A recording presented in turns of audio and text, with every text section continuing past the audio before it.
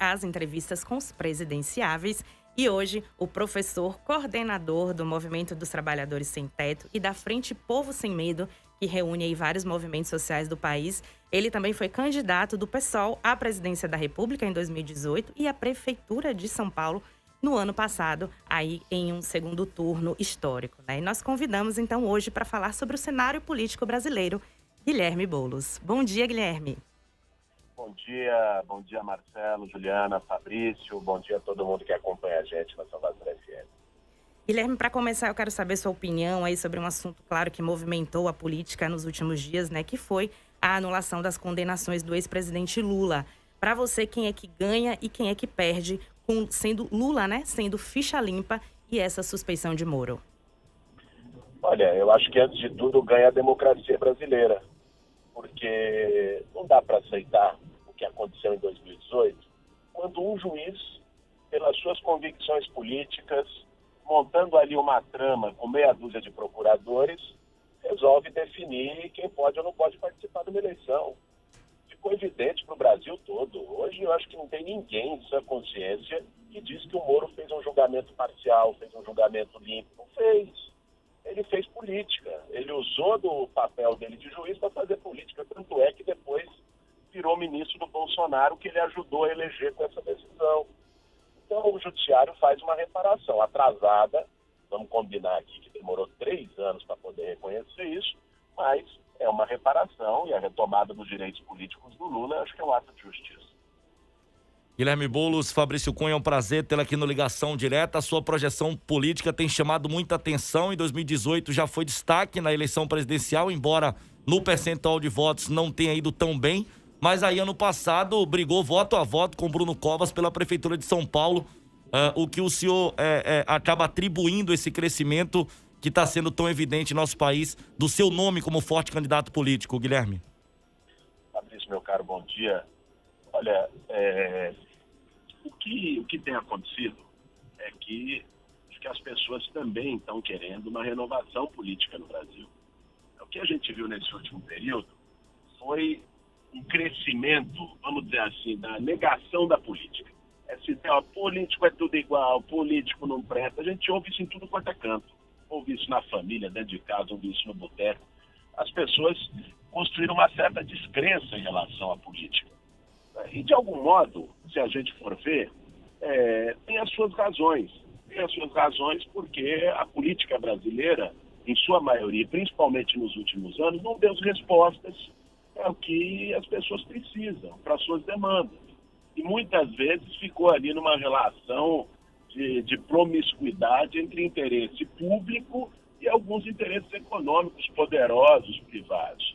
O Bolsonaro, quando ele entra em 2018, ele vendeu o peixe de que ele ia mudar o que está aí, de que ele ia acabar com a corrupção, de que ele ia renovar a política, botou aquele papo de nova política. E a gente viu, acho que o Brasil inteiro viu o que é que o Bolsonaro representa. Ele disse que era novidade, mas estava lá há 27 anos no Congresso fazendo rachadinha. Agora vocês viram a nova denúncia, é um escândalo. Ele, o filho dele, parece que está no sangue daquela família fazer rachadinha. Todo mundo está envolvido no esquema.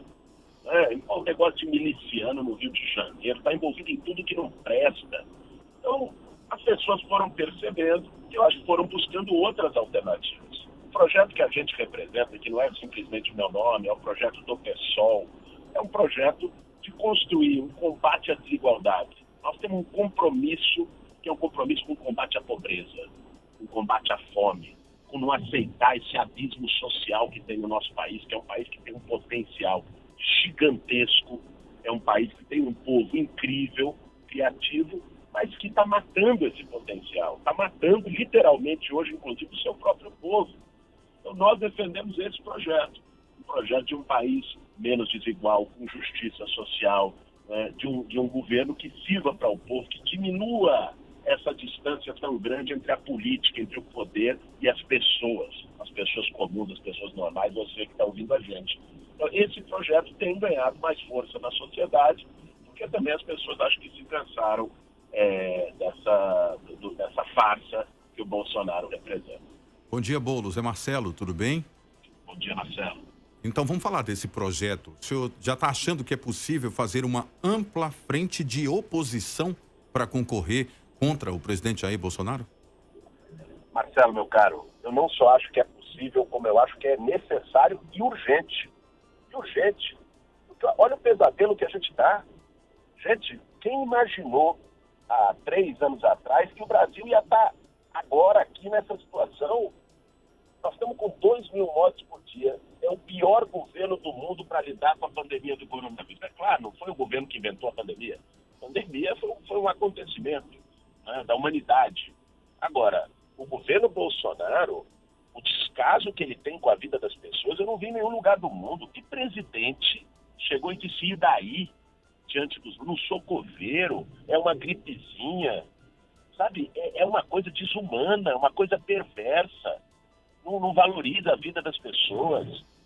Aí você tem a pandemia do coronavírus e tem uma pandemia de desemprego, uma pandemia de fome. Gente, nós estamos com 14 milhões de desempregados no Brasil. Com certeza tem gente que está ouvindo a gente agora aqui na Salvador FM e está nessa situação. Botijão de gás a mais de R$100. Óleo de soja aumentou 103% no ano passado. Arroz, carne, o custo de vida lá em cima, gasolina lá em cima, desemprego, pandemia. Esse governo agindo em relação à pandemia da pior maneira possível. É um pesadelo. A situação atual do Brasil é um pesadelo. Acho que é papel da oposição superar esse pesadelo. E nós não vamos fazer isso no cada um por si. Se cada um quiser fazer o seu projetinho, só pensar no seu interesse, no seu umbigo, não vai longe. A oposição brasileira, eu tenho dito isso, tem que ter esse momento grandeza, responsabilidade histórica para a gente superar esse atraso, esse momento tão duro da vida do país, devolver esperança para as pessoas, devolver comida na mesa para as pessoas e, sobretudo, o respeito à vida, a salvação das vidas. Então, uma frente de oposição, ela é necessária, eu tenho trabalhado por ela, eu estou muito convencido de que nós vamos conseguir, não só agora, já para os desafios desse ano de 2021, mas para 2022 ter uma frente de esquerda no Brasil. Estamos conversando com Guilherme Boulos, professor, coordenador do Movimento dos Trabalhadores Sem Teto e da Frente Povo Sem Medo. Guilherme, já falando então de eleições, nos últimos dias a notícia que saiu aí na imprensa é que pela primeira vez o PSOL discute internamente a possibilidade de abrir mão de lançar uma candidatura própria à presidência da República em 2022 para apoiar o ex-presidente Lula. O que tem de verdade nisso, se é esse realmente o caminho que vocês estão pensando? Olha, Juliano, na verdade, o PSOL não começou as discussões sobre 2022.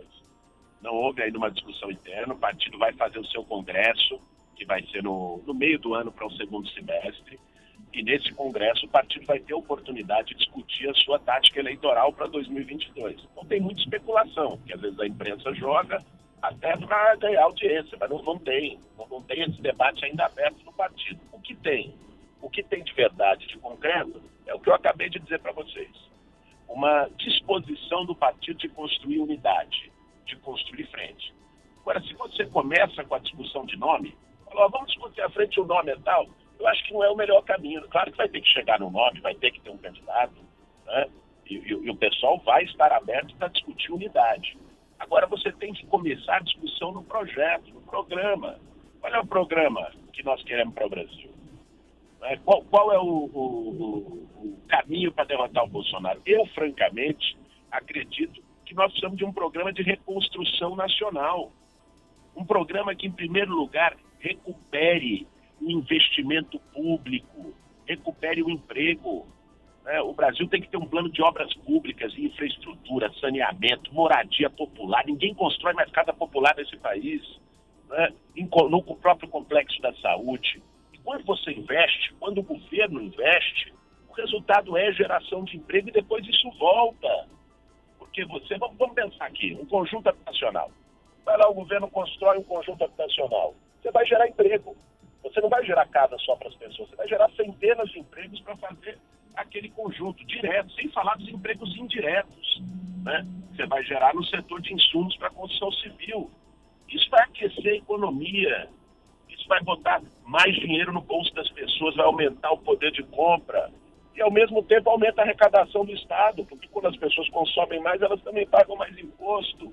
Então, o Brasil precisa recuperar, né, esse investimento, recuperar a geração de emprego e renda para o seu povo e ter um plano de combate à desigualdade.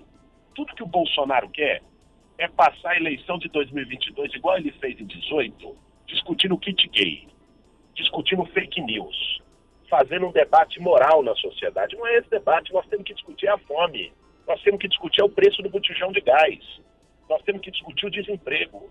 Esses têm que ser os temas das eleições de 2022, porque são os temas que estão afetando o povo no dia a dia. Então, essa vai ser a contribuição que nós queremos apresentar, um programa que esteja ao lado do povo, que combata as desigualdades e que coloque o Brasil num outro patamar do ponto de vista de perspectiva de futuro. Hoje o país não tem futuro. Você não consegue vislumbrar como é que vai ser esse país daqui a 3, 4, 5 anos. Quem está tendo filho agora não consegue imaginar como é que vai ser a vida do seu filho. O que implica também o investimento em educação, em ciência, tecnologia. Pega essa coisa da vacina, gente. Por que o Brasil está com o pires na mão, lá indo pedir vacina, implorar vacina para a Índia, para a China, sendo que o Brasil tem potencial aqui, tem a Fiocruz, tem o Instituto Butantan, só que está tudo sucateado, os caras tiraram o investimento disso, e nós estamos pagando o preço agora, tem que investir em ciência, tem que investir em tecnologia. Foi essa perda de investimento que fez a Ford ir embora, por exemplo, aí de Camaçari e de outros 2 estados brasileiros. Isso está deixando o Brasil atrasado do ponto de vista internacional. O Brasil fica hoje só como uma espécie de uma fazenda da China e da Europa, produzindo soja, gado, minério de ferro. O Brasil pode muito mais do que isso. Nós precisamos de um outro modelo. Esses, para mim, são os 3 pilares. Nós precisamos de investimento público para geração de emprego, nós precisamos de medidas de combate à desigualdade e de um plano de futuro para o país. Esse é o ponto de partida para a gente discutir a imunidade da esquerda e da oposição, e o pessoal está totalmente aberto para isso. Professor Guilherme Boulos, nas eleições da Prefeitura Municipal de São Paulo, o senhor saiu de um coadjuvante, né, para um protagonista e quase se tornou prefeito da maior capital brasileira. A gente teve a revista norte-americana Time elegendo o senhor como um dos 100 líderes emergentes que estão moldando o futuro.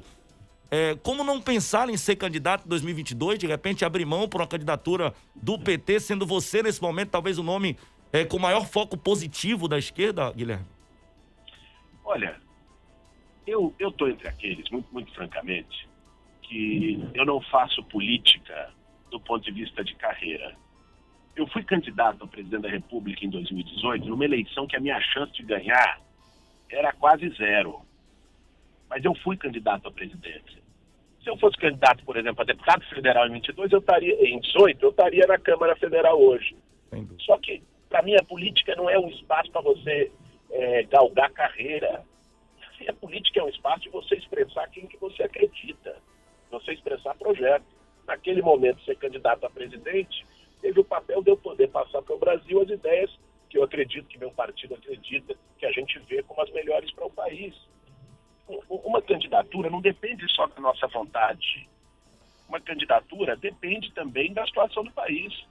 É claro que eu gostaria de ser candidato a presidente da República, poder discutir projeto, enfrentar o Bolsonaro, essa tragédia.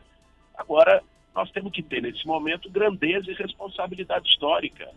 Nós temos que ter a grandeza de entender que o principal desafio da oposição não é um desfile de egos. O principal desafio da oposição precisa ser acabar com este pesadelo que está matando gente. Literalmente está matando gente. Eu fico impressionado com o discurso do Bolsonaro. Agora demitiu o ministro da Saúde. É mais um boi de piranha, porque definiu o 4º ministro da Saúde e ele continua dando as cartas lá. Fica botando só o boi de piranha novo. Agora eu fico impressionado quando ele diz: não, nós estamos preocupados com a economia, e aí fica mobilizando a turma dele contra as medidas de isolamento. Deixa eu dizer uma coisa. Olha o mundo todo, o que o mundo está fazendo. O mundo, quem conseguiu vencer o coronavírus, quem conseguiu controlar a pandemia, fez as medidas de isolamento, que é isso que a saúde manda, que os médicos mandam, mas também deu apoio econômico, apoiou o pequeno comerciante. Porque também, você fechar o comércio e não dar alternativa para a pessoa que trabalhou, ralou a vida toda para poder erguer o seu negócio, de repente vira um CNPJ falido, cheio de dívida, né? Então teve apoio, capital de giro para ajudar a pagar fornecedor, indenização para pequeno comerciante, teve auxílio, que eles cortaram o auxílio emergencial, um escândalo. No meio, pior momento da pandemia, eles cortam o auxílio emergencial, agora vão querer pagar 250. Gente, o que 250 reais está pagando hoje no Brasil? É muito pouco. Então, nós estamos numa situação que ele fica fazendo demagogia com a pandemia. Por isso que está sendo chamado de genocida, e é genocida mesmo. Genocida é quem deixa as pessoas morrerem em massa. E é isso que está acontecendo. Ele boicotou a vacina, ele boicota as medidas de isolamento e ele fica desinformando as pessoas. O que era para ter sido feito nesse país, era para ter feito isolamento, era para ter comprado vacina no ano passado quando ele não comprou, ofereceram para ele e ele não comprou, e era para ter dado apoio econômico para as pessoas poderem ter segurado o isolamento sem morrer de fome. Não é possível que a escolha do povo brasileiro tenha que ser entre morrer do vírus ou morrer de fome. Que ponto que nós chegamos? Então, diante desse cenário tão grave, eu não acho que a gente tem que colocar projetos pessoais à frente dos projetos do país. É simplesmente isso. Agora, não estou descartando a possibilidade de ser candidato. Agora, eu estou colocando uma candidatura minha em função ou a depender de um projeto de frente de esquerda. Acho que o objetivo tem que ser a unidade para derrotar o Bolsonaro. Boulos, vamos falar um pouco como se trata a economia no país. Aí eu lhe pergunto, como escolher um presidente do Banco Central que não tenha influência de mercado ou influência política? Olha, o que tem acontecido no Brasil, isso não é de agora, viu? Aí vamos ser justos, não foi o Bolsonaro que começou com isso. Já faz tempo que acontece isso no Brasil. Presidente do Banco Central vem sempre de um banco privado. O atual presidente veio do Santander. O anterior, que era o William Gonçalves, veio do Itaú. O outro tinha vindo do Banco de Boston. Assim, todo presidente de Banco Central no Brasil nos últimos anos vem de banco privado. E sabe qual é a consequência disso? As pessoas podem se perguntar, mas o que tem a ver? O que o cara fez antes? Veja, quando ele vai de um banco privado para atuar no Banco Central, qual é a responsabilidade do Banco Central? É fiscalizar os próprios bancos privados. A responsabilidade do Banco Central é definir a taxa de juros. Se o juro está mais alto, o banco ganha mais. Se o juro está mais baixo, os bancos privados tendem a ganhar menos. Então, o Banco Central é importante para o país, para, inclusive, definir se vai ter comida na mesa ou não. Quando ele dá na mão dos banqueiros, essas pessoas que estão lá, que sempre foram funcionários dos bancos privados, tendem a defender os interesses dos bancos privados e não o interesse público, não o interesse do emprego, não o interesse da renda. Então, é um absurdo. E quando aprovou agora essa lei de autonomia do Banco Central, ela aprofunda isso, porque o presidente da República perde, inclusive, a possibilidade de trocar o presidente do Banco Central. O presidente do Banco Central foi eleito por quem? O presidente da República é eleito pelo povo. E o presidente do Banco Central, na verdade, os banqueiros acabam fazendo o lobby, influenciam a escolha do presidente do Banco Central. Então, isso está errado. Isso é raposa cuidando do galinheiro. Porque muitas vezes essas pessoas depois vão voltar, depois que saem do Banco Central, para os bancos privados. Então, eles têm compromisso com os interesses econômicos desses bancos. Eu acho que o Banco Central tem que estar a serviço de uma política para gerar emprego, renda, para combater a desigualdade, serviço de uma política para o povo brasileiro e não para a Bolsa de Valores. Perfeito. Nós estamos conversando com Guilherme Boulos, professor, coordenador do MTST e da Frente Povo Sem Medo. Guilherme, você falou um pouco aí do ministro, né? Diz que é mais um boi de piranha, mas eu queria saber a sua expectativa em torno dele. Aparentemente é um técnico, né? E se o nome ideal seria o de Ludmilla ou outro nome, na sua opinião? Eu não conheço tecnicamente nem ele, nem a Ludmilla. Mas pelo que eu li no jornal, a Ludmilla não deu certo a indicação dela justamente porque ela não aceitou os absurdos do Bolsonaro. Porque ele perguntou para ela sobre isolamento, ela disse, olha, tem que fazer. Porque ele perguntou para ela sobre cloroquina, que é uma obsessão dele. Eu não sei se ele está ganhando dinheiro com isso, se ele é garoto propaganda do laboratório, ou se ele é simplesmente um doido varrido. Porque é uma obsessão dele, essa história de cloroquina, e ela falou, olha, não está comprovado, ninguém usa, e aí não deu certo. Então, se esse cara, o outro, topou agora, Eu suponho que é porque ele aceitou as coisas que ela não aceitou. Então já começou mal.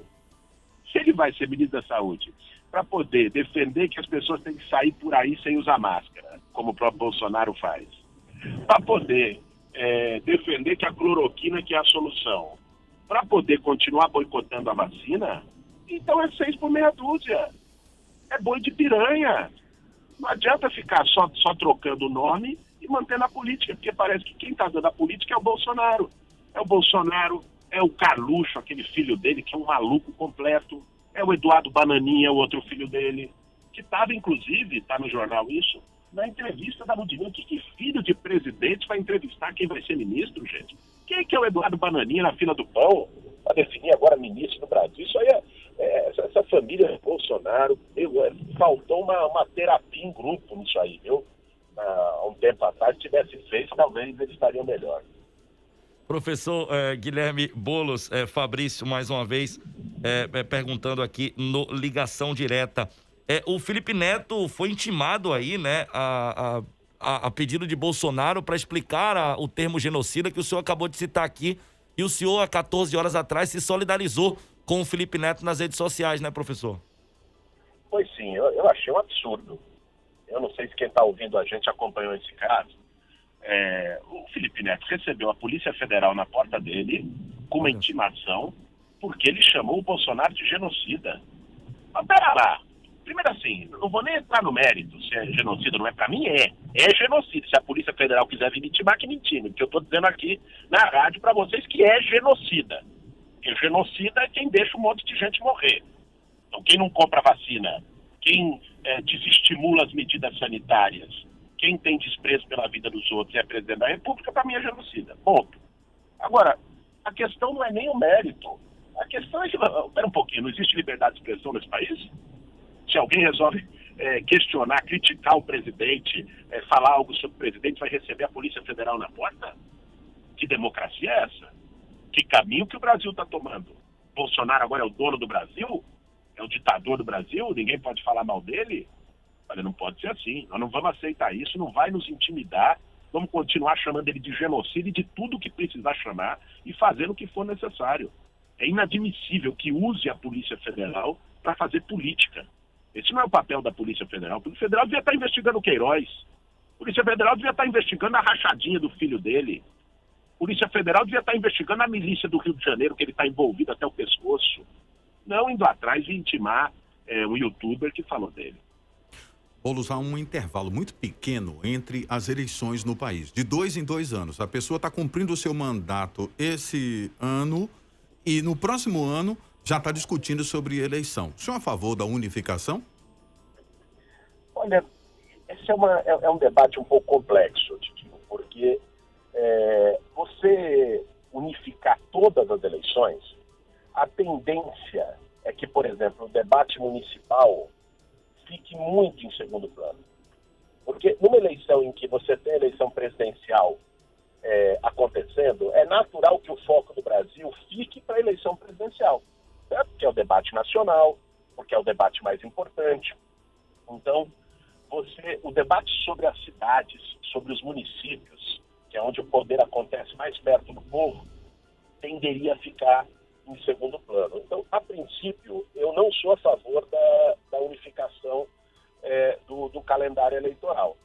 Agora, nós precisamos construir uma cultura política no Brasil que também não fique só falando em eleição a todo momento, né? Toda hora anunciando, não, assim, é uma cultura política de debater a política para além das eleições, de debater a política no dia a dia. Aqui em São Paulo, por exemplo, acabou as eleições no ano passado, nós fomos ao segundo turno, tivemos mais de 2 milhões de votos. O que nós fizemos? Para poder representar esses eleitores e esse projeto, a gente montou um gabinete paralelo, com vários especialistas, técnicos, gente que construiu junto com a gente na campanha e que agora vai debater e fiscalizar as políticas da cidade. Política é muito mais do que só eleição.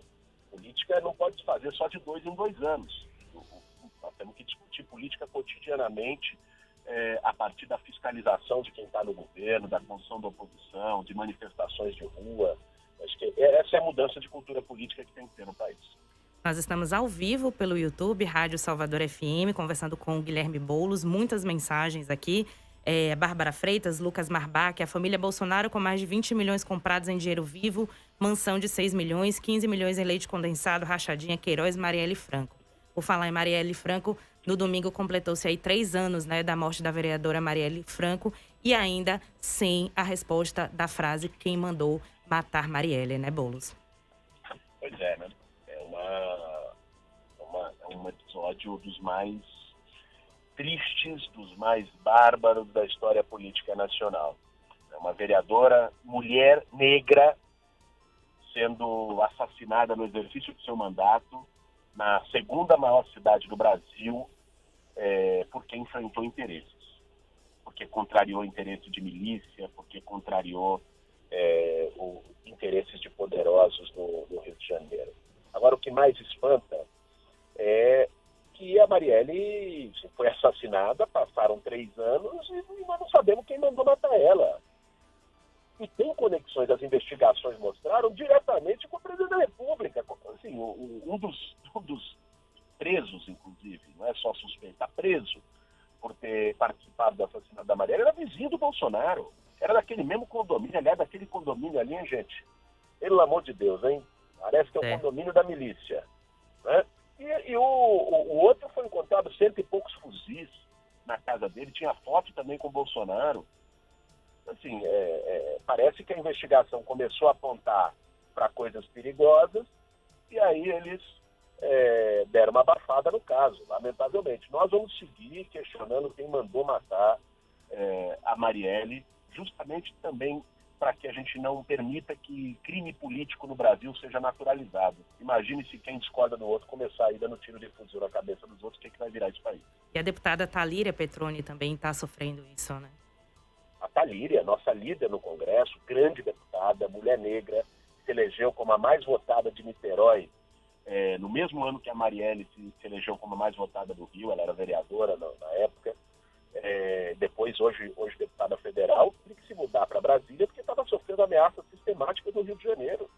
Como é que pode? Essa é a questão. Se você vai deixando, se você não pune, se você vai naturalizando que alguém seja morto, morta, pelas crenças que tem, pelo que defende, né, aí vira moda. Aí estão ameaçando a Thalíria, estão ameaçando a Renata, que foi candidata a prefeita lá no Rio, que também trabalhou com Marielle, estão ameaçando um monte de gente.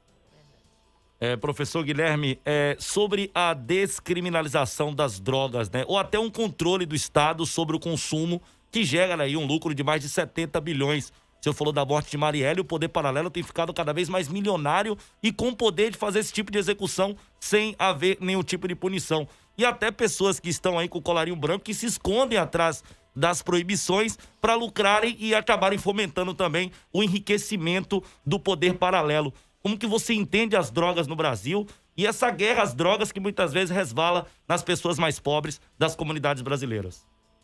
Olha, vamos falar aqui o português claro. O tráfico de droga é um grande negócio para muita gente, inclusive para gente que está envolvida na política. O pessoal acha que o tráfico é um aviãozinho, é um menininho, um moleque que está vendendo lá na favela. É muito fácil achar isso, é cômodo achar isso. Agora, alguém acha que o dono do tráfico, quem ganha grana mesmo com o tráfico, mora na favela da Rocinha? Mora na favela do Paraisópolis, aqui em São Paulo? Mora nada. Essa gente mora em mansão, essa gente tem jatinho particular, essa gente sai por aí de terno e gravata tirando foto em coluna social. Certo? Esses são os donos do tráfico. Nós temos que mudar a política de droga no Brasil. Essa política é desastrosa. Ela só serve para superlotar a cadeia. O Brasil é o país que mais aumenta a população carcerária no mundo. E alguém acha que está mais seguro por isso? Prende gente a rodo todo dia. Aumentou a segurança das pessoas? Não aumentou. O Brasil é um país que as forças de segurança acabam tendo um papel muito ligado a essa suposta guerra às drogas, que é um papel muito violento. Não é esse o caminho. Tem experiências pelo mundo afora, né, no Uruguai, no Canadá, em próprio alguns estados dos Estados Unidos, em partes da Europa. Existem experiências pelo mundo afora de uma outra política de droga, né, de descriminalização de consumo, mas ao mesmo tempo também de você asfixiar o que todo mundo sabe que é a porta de entrada, que é o tráfico internacional de arma e o tráfico internacional de droga. Todo mundo sabe quem é, todo mundo sabe por onde entra, mas tem um conluio que não permite o combate. Esse combate precisa ser feito ali, ao mesmo tempo com uma política de descriminalização e não de ficar penalizando o pobre, em geral negro, que mora nas favelas e nas periferias, que está arriscado a tomar bala perdida. Vocês viram esses dias criança, gente. Criança de 6 anos de idade, morta. Eu tenho 2 filhas, uma de 9 e outra de 11 anos. Eu fico imaginando a dor de um pai, a dor de uma mãe, ao perder um filho, uma filha criança. Sabe, isso tem que acabar. Boulos, você já falou do valor do gás de cozinha. Eu também falo que existe uma diferença muito grande, às vezes em até de bairros vizinhos, que chega a 30 ou 40 reais aqui na capital baiana. E também sobre o mercado livre dos combustíveis. Qual é o caminho que a gente tem que tomar para poder resolver essa situação? É para dono de posto, distribuidor de gás de cozinha ou é para a Câmara dos Deputados e o Senado mesmo? Olha, a política que foi adotada na Petrobras pelo governo Bolsonaro é a grande responsável pelo aumento dos combustíveis e do gás de cozinha no Brasil. E eu vou dizer para vocês por quê. Pessoal, eles, para poder favorecer os acionistas da Petrobras, os grandes acionistas da Petrobras, eles definiram uma política que o preço é reajustado de forma imediata, automática, de acordo com a mudança de preço internacional. Então vamos pensar, deu um problema num poço de petróleo lá da Arábia Saudita, aí aumentou o preço internacional do petróleo, aí aumentou o preço da gasolina em Salvador. Deu um problema na extração de gás natural não sei onde, aí aumentou o preço do gás, aumentou o preço do botijão, né? Ali na região do Periá, do Periperi, né? Periperi, eu estive lá em algumas comunidades, Periperi. Coutos, Periperi, ali depois da Avenida Suburbana. Então, ou seja, não dá para admitir que seja assim. Essa política foi feita para gerar lucro para acionista. Existem outras alternativas. Por exemplo, a alternativa do fundo estabilizador, que vários países e petroleiras internacionais usam. Como é que funciona? Quando o preço de mercado baixa muito, porque esses preços internacionais oscilam bastante, quando ele baixa muito, você não repassa toda a baixa.